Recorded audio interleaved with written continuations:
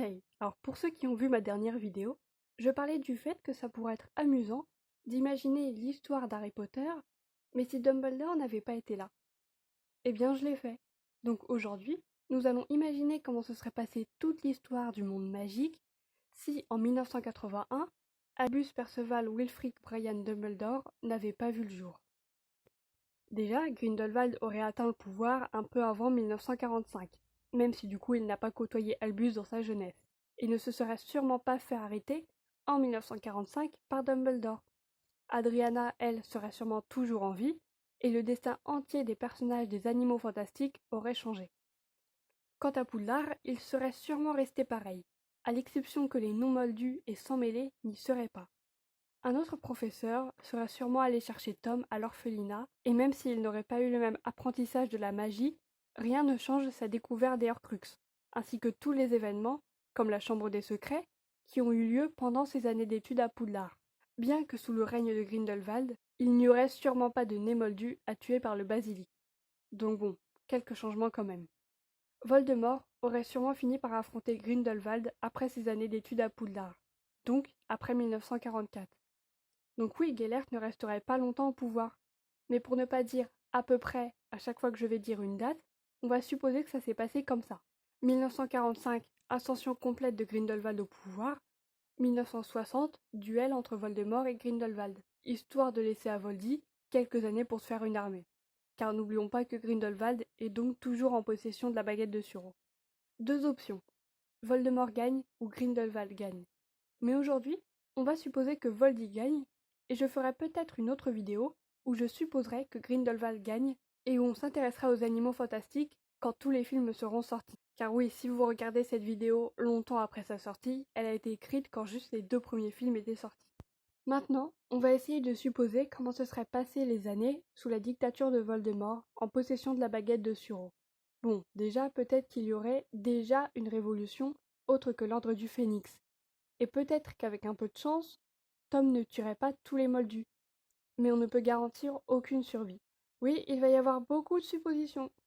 Ceux qui ont lu les livres savent que quand Voldemort est venu tuer les Potter n'ont pas pu se cacher avec leur cape d'invisibilité, car Dumbledore leur avait emprunté.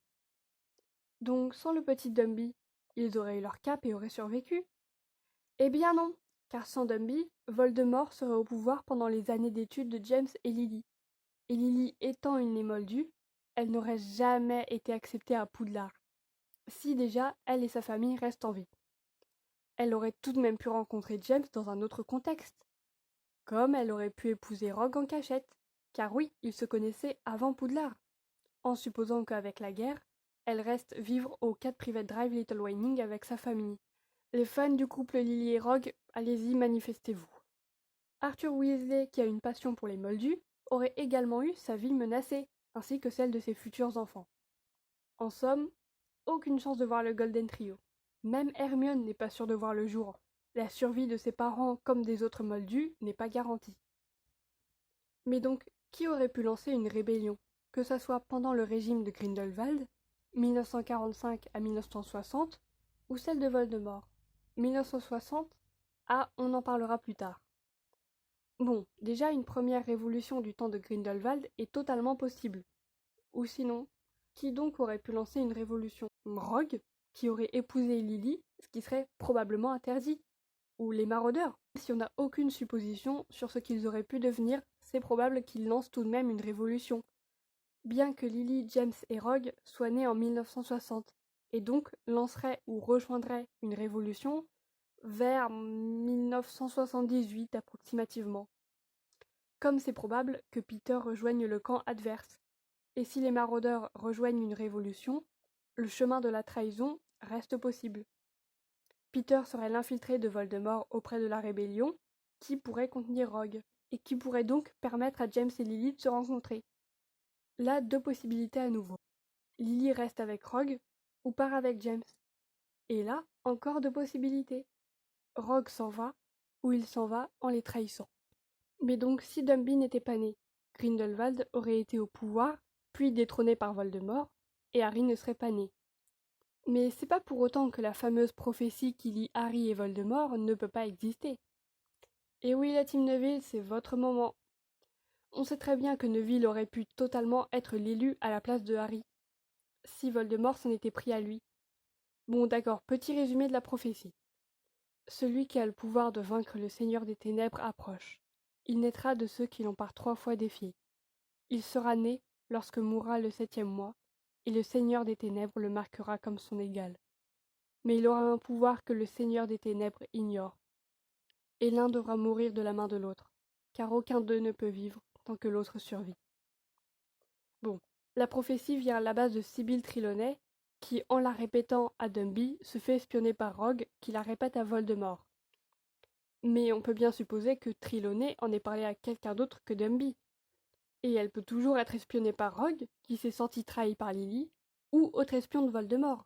Ou Voldemort peut très bien avoir trouvé un liseur de prophéties. La prise de pouvoir de Grindelwald et Voldemort a changé le destin de beaucoup de personnes du monde des sorciers qu'on ne connaît pas. Trelawney n'est sûrement pas la seule à lire les prophéties. Maintenant, encore une fois, 2 chemins principaux. Avec Bellatrix qui torture les parents de Neville, on ne peut être sûr que l'histoire se déroulera comme celle d'Harry. Est-ce que la mère de Neville sera là pour lui? Ou peut-être que sa grand-mère peut prendre le rôle que Lily a eu pour Harry. Si ce n'est pas le cas, Neville serait décédé, et donc à partir de ce moment, je pense qu'on ne peut savoir comment se serait terminée cette révolution contre Tom Jedusor, ni le destin des maraudeurs, de Lily, de Rogue, et tous nos autres personnages qui auraient pu faire partie de la révolution. Soit ils gagnent, soit ils perdent, soit ils suivent Voldemort.